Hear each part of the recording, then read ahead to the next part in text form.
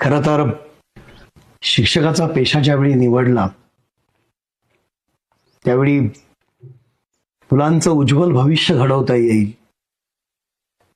त्यांना शिस्त लावून अभ्यासानं जगाशी लढण्याचं बळ त्यांच्या हातांना देता येईल, हाच उद्देश होता.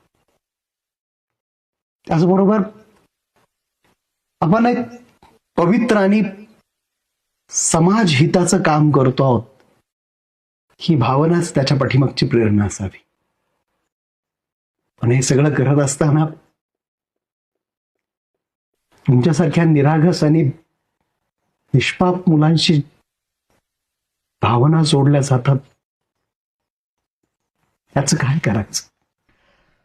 खरं तर हा प्रश्न दरवर्षी पडतो. तुम्ही मुला